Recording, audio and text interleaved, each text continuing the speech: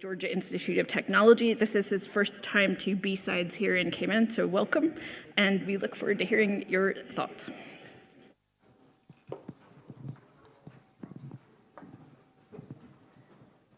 Just got to play with the remote here for a second. Okay.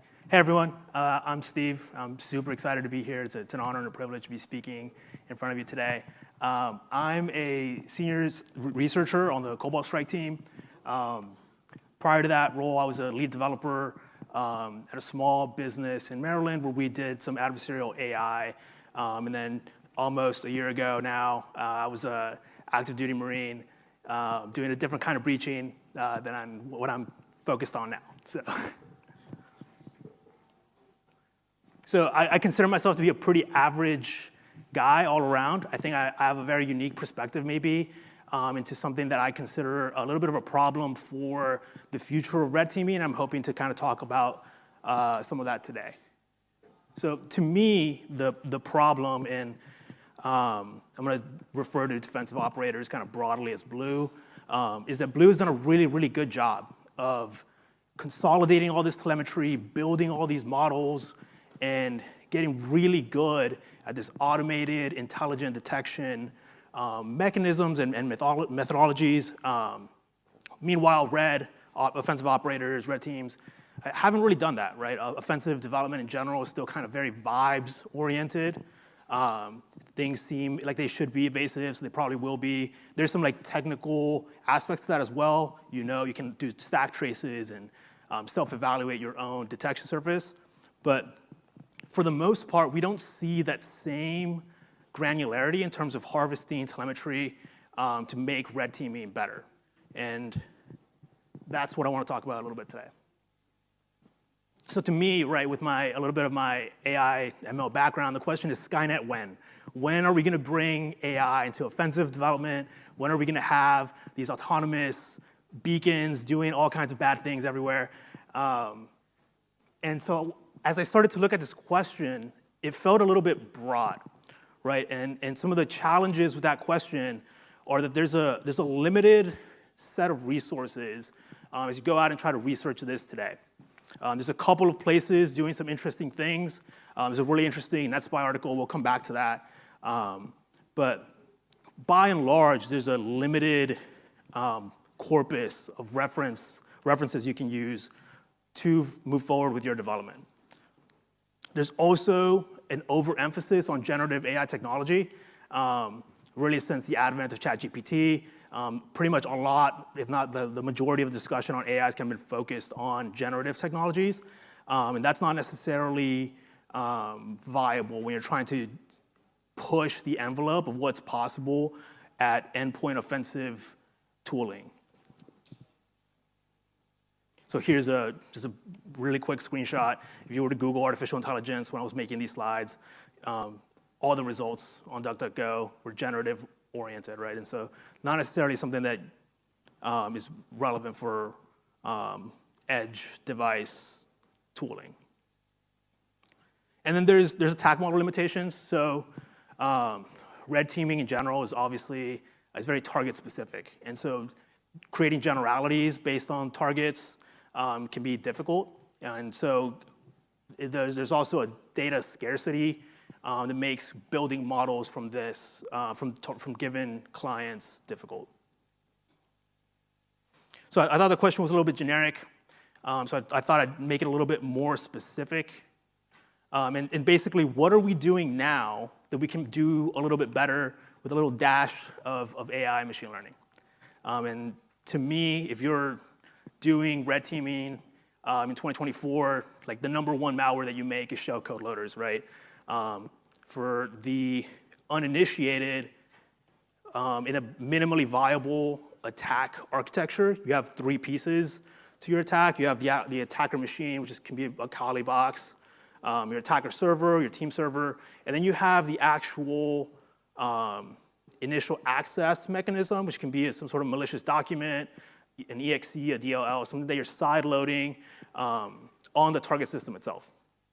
And so the shellcode loader loads typically a C2 shellcode based on some programmatic logic. You might see that implemented as anti-VM, some checks, or guardrails to ensure that you're only detonating your shellcode on a specific set of target environments.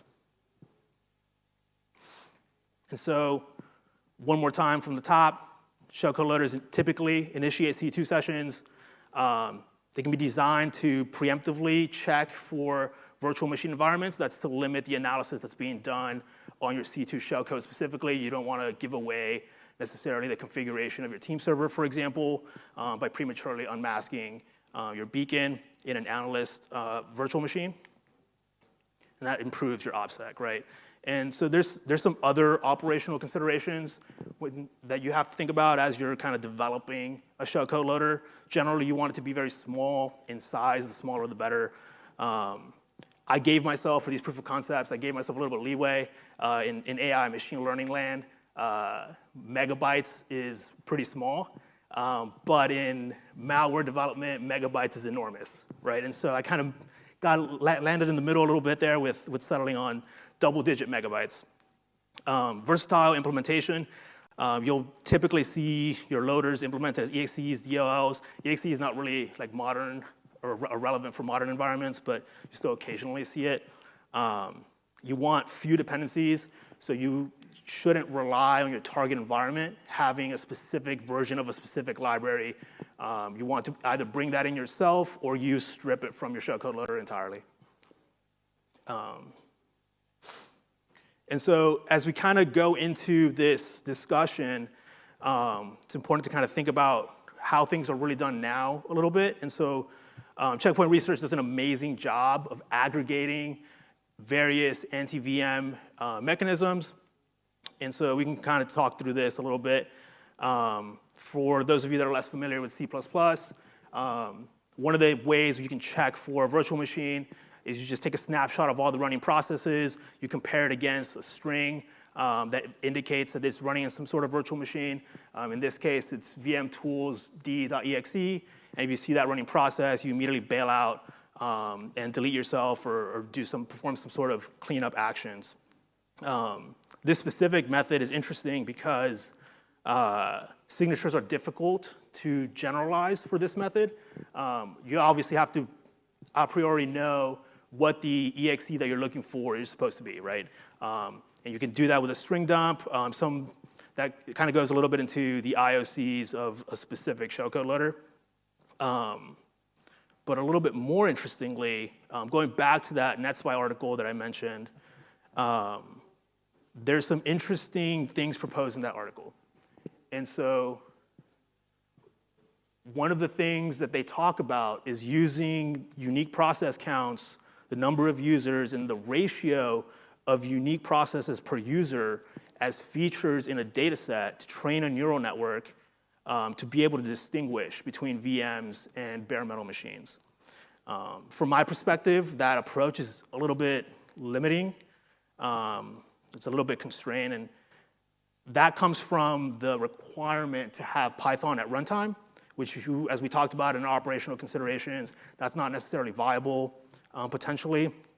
The use of neural networks itself, neural networks are computationally expensive to train, and so there's some limitations there.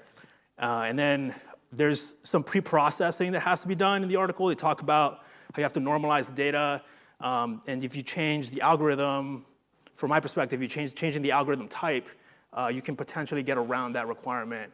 And we'll talk about that a little bit later. So if you're going to implement a shellcode loader in C and C++, or really any compiled language, as is the convention, it really constrains the data analysis and the pre-processing you can do in your shellcode loader to reasonable time, right? Shellcode loaders are kind of the beginning part of an operation typically, is how you initiate a session, and you don't want to spend a ton of time re-implementing machine learning AI primitives from scratch in order to just to get a beacon, right? And so for my research, I started with the existing data set in the NetSpy article. for simplicity.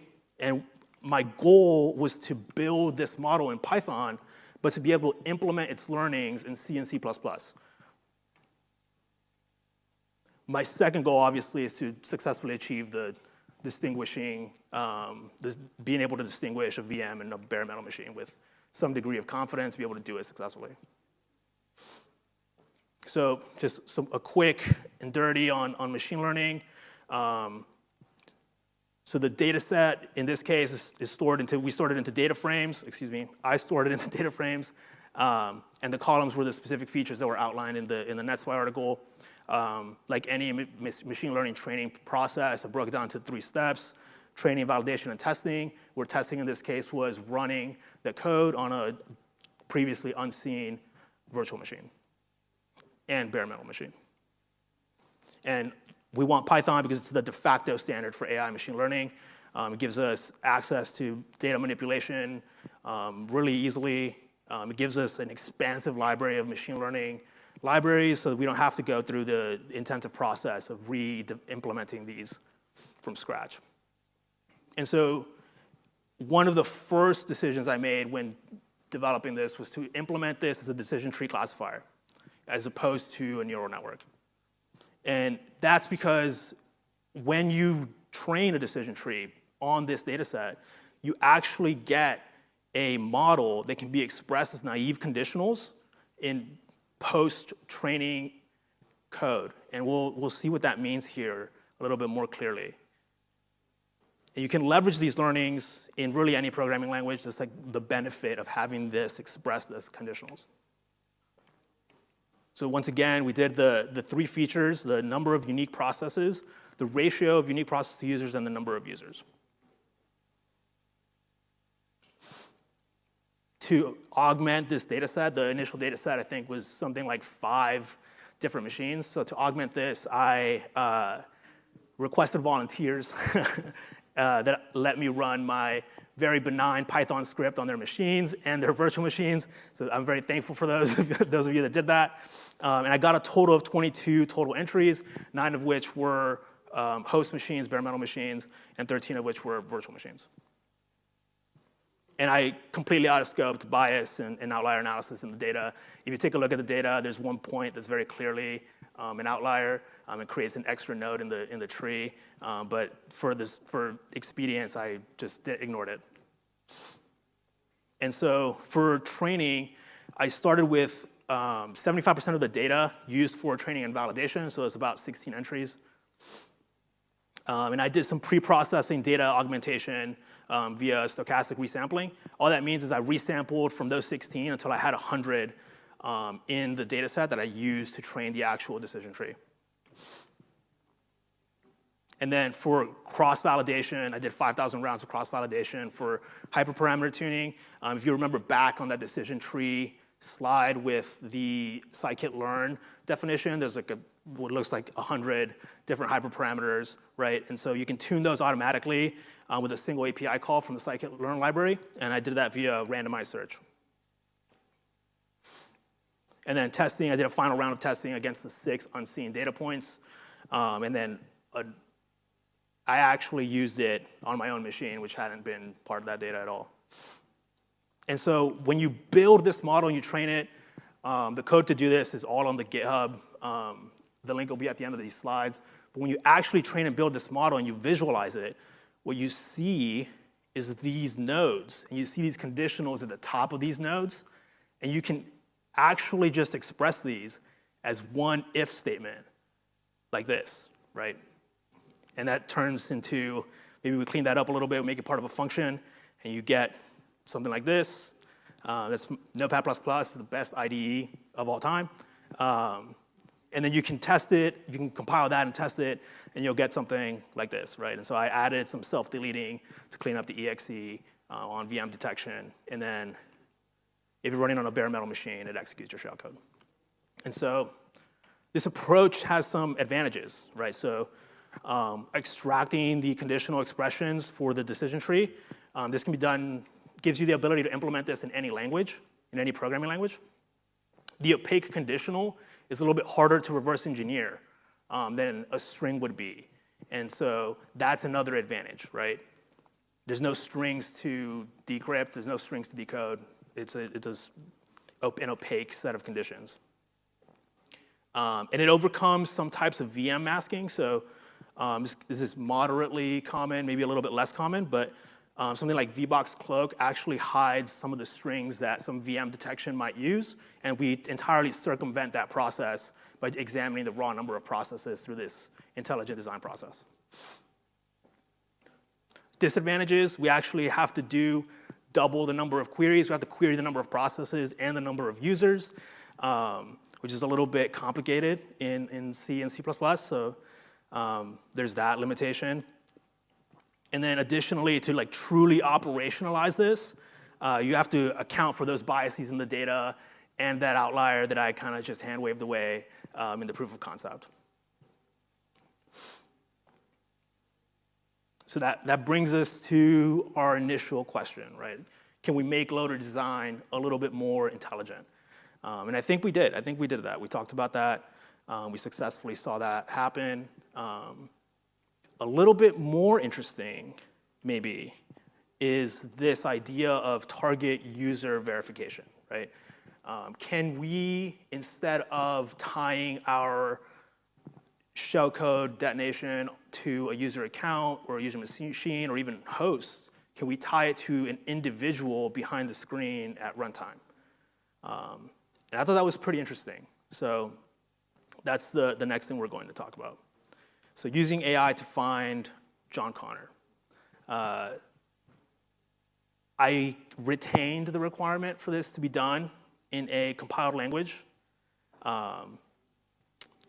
We still have that requirement for minimal runtime dependencies, right? We can't expect the machine to have the libraries that we need, which is a little bit limiting in AI.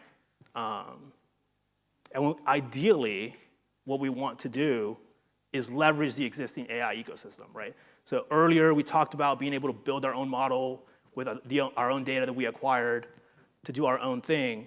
But a little bit better would be if we can just take somebody else's model, some like a Google or a Microsoft, somebody that spent a lot of time and resources in developing a very robust model and using that at runtime to do whatever screening process it is that we want to do.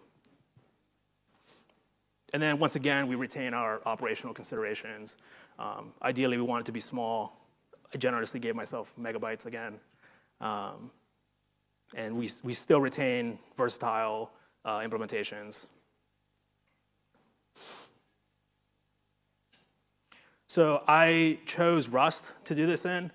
That might be a little bit controversial. But the benefits for me outweighed the risk, and being able to do it in a memory-safe way was very interesting for me. Also, Rust out of the box in the standard lib has sockets, which is huge if you're trying to do pre-staged models or pre-staged shellcode. You don't have to wrestle with Windows API specifically. You get to just do that kind of out of the box. Minimal runtime dependencies. So what I consider to be the big three AI libraries are up there: PyTorch, TensorFlow, and OpenCV. So because we want to be able to leverage existing models, we want to use ideally one of these three libraries, which means we have to statically link that dependency in our executable. Technically, all three of those support being built statically, but you have to do it on your own. You have to build it from source, which was a little bit of a heartache. Turned out that OpenCV was actually the easiest to build. It was the smallest lib. It came with webcam access APIs. It gives us access to AI machine learning primitives, and it comes with a set of pre-trained facial detection classifiers straight out of the GitHub repository. So really awesome for what we were looking to do, and really, really interesting. So definitely leverage existing AI ecosystem. I think we can checkbox that using the existing detection classifiers that we talked about. Additionally, the OpenCV bindings for Rust come with ONNX bindings. And so what that is, if you're not familiar, it's an open source framework that allows for cross-compatibility of models across the big frameworks. You can kind of think of it as like the JSON of model weights. So basically, you can train a model in PyTorch, you put it in ONNX, and then you can load that model in TensorFlow. For our purposes, very valuable because we're going to be using OpenCV, which is not where a lot of models are initially trained. You typically see models trained in PyTorch. We see models trained using a more robust framework. But we have some degree of compatibility with that, set of APIs. And also super awesome for malware development. The Rust bindings also support loading a model straight from memory, so you don't have to touch disk. You can download your model, load it straight into your executable, and you're good to use it. And so therefore, you can leverage models to accomplish any sort of automated task. Again, we're sticking to a facial verification context, but given the access that you have, you can kind of, whatever automation you want to achieve on your shellcode loader or standalone EXE, you can do that readily. For this presentation, we'll be talking about MobileNet v2. I experimented with ResNet as well. There's just their image-based models for image classification. And so this is what I wanted in my head. Obviously didn't get the cool GUI, but I broke down the facial verification process a little bit like this, right? So we have a reference image, which I embedded in the executable. Then you also have a web frame capture, which we're going to do at runtime. And both of those things go into our initial facial detection algorithm, right? And so what we're going to do is we're going to use that facial detection algorithm to crop the faces and just extract that face from the reference image and from the webcam capture. Next, of note here, I embedded the models directly using, I embedded the facial detection model directly using the include stir macro in Rust. I just basically took the string that is the JSON model, and I just embedded it directly in the executable, and then I just loaded it at runtime, so pretty neat. So we crop and resize those faces. We extract the embeddings. Embeddings, big AI word, really just means the mathematical representation of whatever other thing is. In this case, it's the image. So every pixel on that image becomes some sort of number. It's a floating point number, which we can then use with some comparison metrics. In this case, I chose to use cosine similarity to do that comparison between the reference image and the web frame capture. And then just output a classification. The threshold similarity that I used was 90%. You can obviously tune that to whatever is reasonable for your risk tolerance. And then I think we have a demo. To me looking goofy for a little bit, so. Yeah, I was super ecstatic.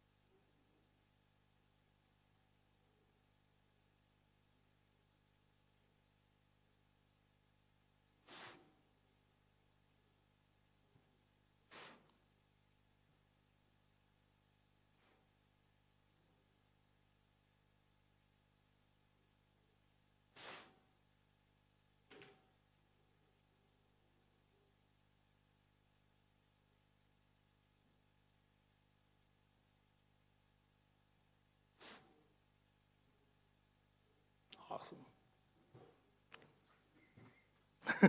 Thank you.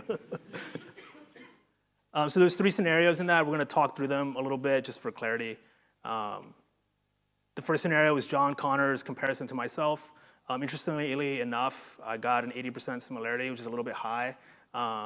Likely due to the comparison being done on the cropped images. There's a different way to do this comparison where you use key facial features, and that would have probably been a little bit better.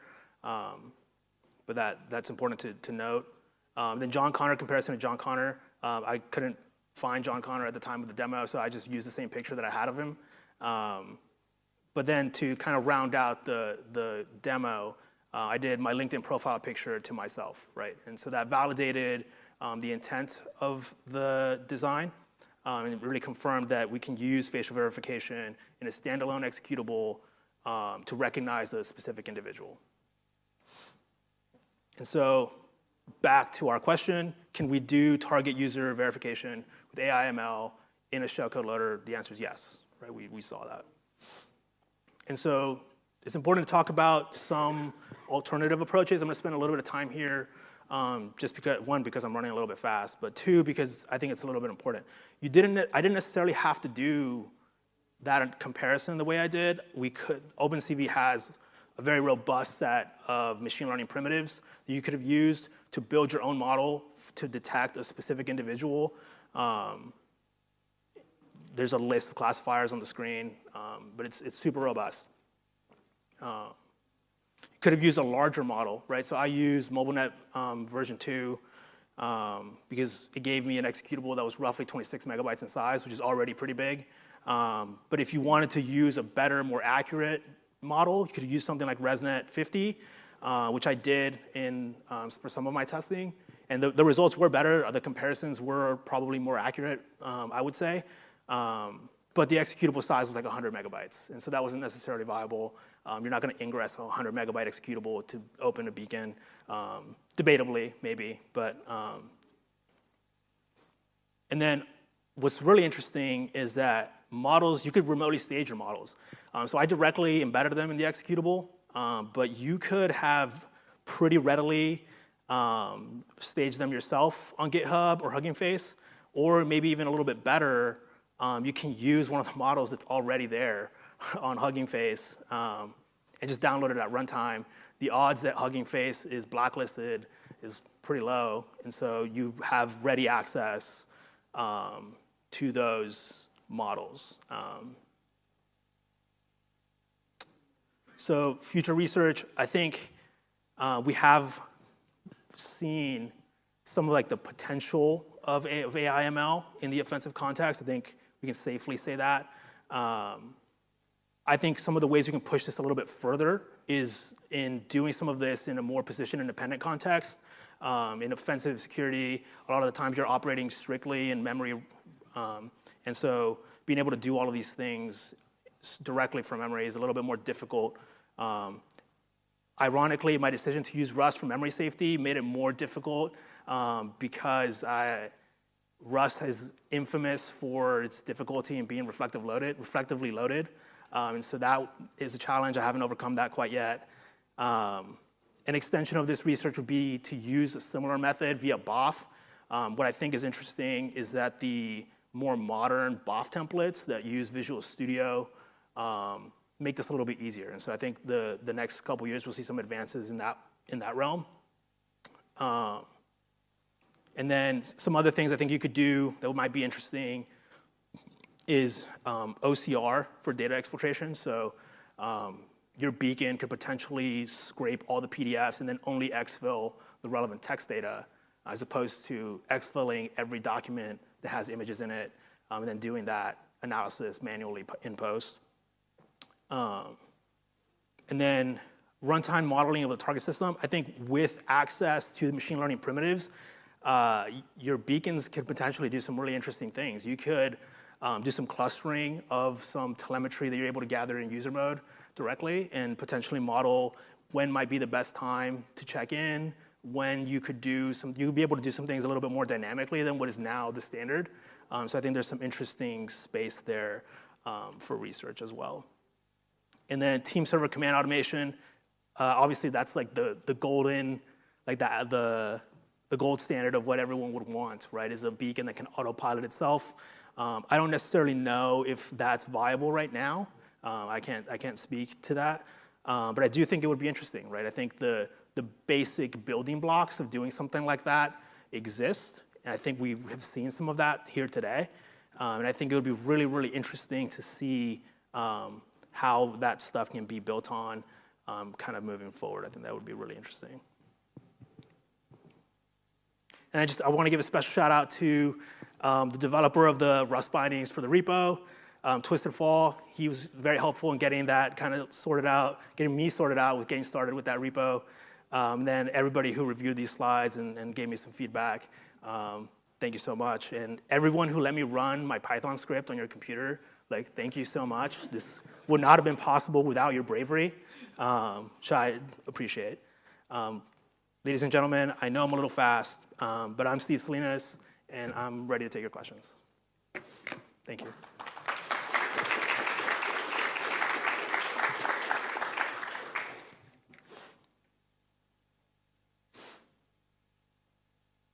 Yes? What happens if there's no webcam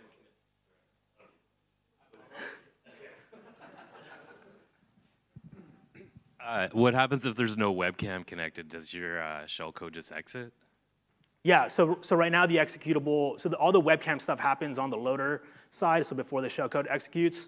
Right now the loader just bails out, doesn't do anything. In Rust it's called panicking, but yeah, that's what happens right now.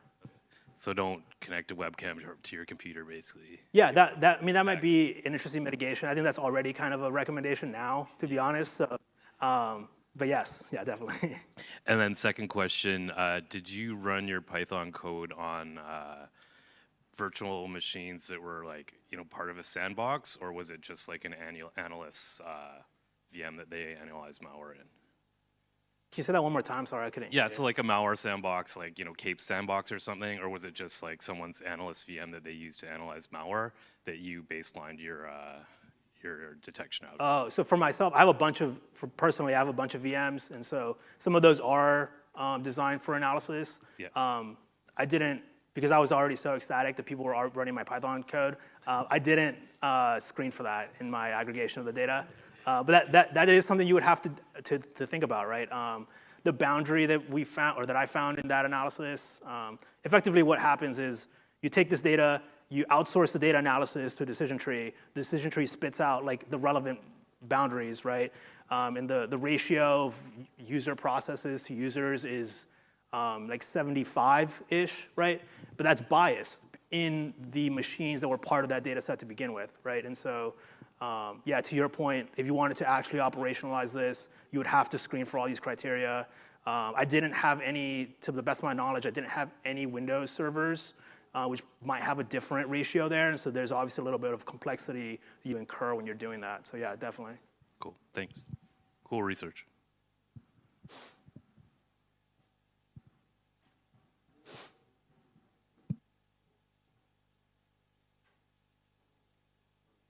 Awesome. Thanks again, everyone.